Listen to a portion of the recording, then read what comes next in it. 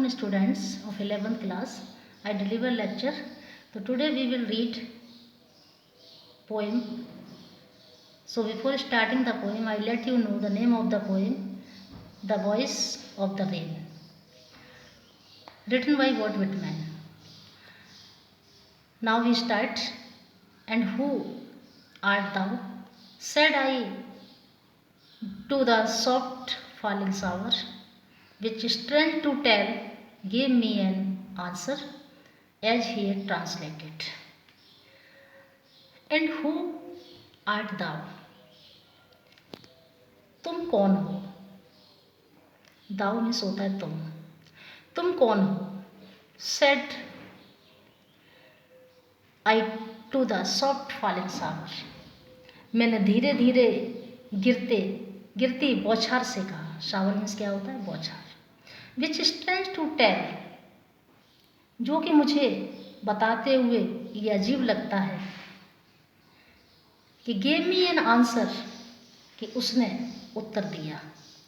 As he had translated, जो कि इस प्रकार है. I am the poem of earth, said the voice of the rain. It I rise impalpable out of the land and the bottomless sea. I am the poem of the earth. मैं धरती की कविता हूँ. Said the voice of the rain. बरसात की आवाज ने कहा. Eternal I rise in impalpable. Impalpable means होता है something that cannot be touched. Out of the land and the sea, bottomless sea. कि मैं अनंत रूप से और बिना नजर आए धरती से एवं तलहीन सागर से उठती हूँ. Upward to heaven, whence vaguely formed all together, changed and yet the same. I descend to leave the draughts, atoms, dust layers of the globe, and all that in them without me were seeds only, latent, unborn. It means कि upward to heaven, मैं ऊपर, heaven means होता है स्वर्ग, मैं ऊपर स्वर्ग यानी आकाश की ओर जाती हूँ. वेंस वैग्यूली फॉर्म्ड, जहाँ पर मेरा अस्पष्ट रूप से निर्माण होता है. वैग्यूली मीन्स होता है अस्पष्ट रूप से, फॉर्म मीन्स होता है निर्माण होता है.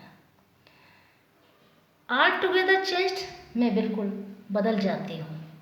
एंड येट द सेम, और फिर भी वहीं रहती हूँ. I descend to live the droughts.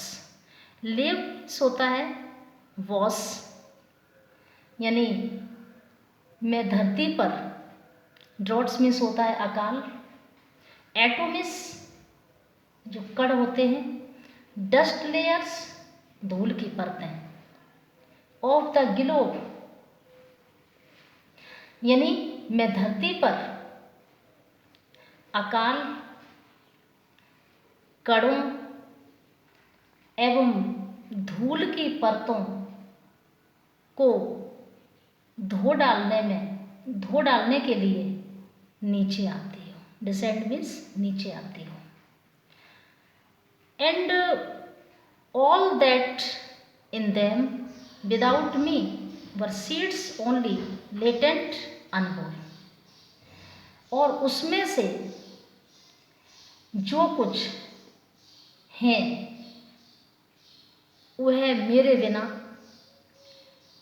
केवल, सीड्स मीन्स होता है बीज, वह मेरे बिना केवल बीज ही रहता है. Latent, unborn. लेटेंट मीन्स होता है हिडन, छिपा हुआ एवं अजन्मा, जो कभी क्या होता है? जर्मिनेट, वो बीज नहीं हो सकता है जब तक बारिश नहीं होती है. Next, and for ever by day and night I gave back life to my own origin and make pure and beautify it. For song issuing from its birthplace after fulfillment, wandering, wrecked or unwrecked, duly with love returns, and forever और हमेशा, by day and night, दिन और रात. I give back life to my own origin. Origin means होता है उत्पत्ति, और मैं स्वयं की उत्पत्ति के स्थान को जीवन वापस देती हूँ. I again repeat कि मैं स्वयं की उत्पत्ति के स्थान को जीवन वापस देती रहती हूँ. And make pure and beautify it. Pure means होता है शुद्ध, ब्यूटिफाई सुंदर, और इसे शुद्ध एवं सुंदर बनाती रहती हूँ. For song issuing from its birth place after fulfilment wandering. क्योंकि गीत अपने जन्म के स्थान से निकलकर पूर्ण होने के बाद, फुलफिलमेंट परफेक्ट होने के बाद, पूर्ण होने के बाद, चाहे उसको रेकंड मीन्स होता है पहचाना जाए या अनरेकंड न पहचाना जाए, प्यार के साथ only duly with love returns, प्यार के साथ वही लौट आता है. ओके स्टूडेंट्स, इट मीन्स कि यहाँ पर in this poem the poet sees the only gently falling shower and ask it who it is. यानी इस कविता में कवि धीमे धीमे गिरती हुई बौछार को देखता है और उससे पूछता है कि तुम कौन हो.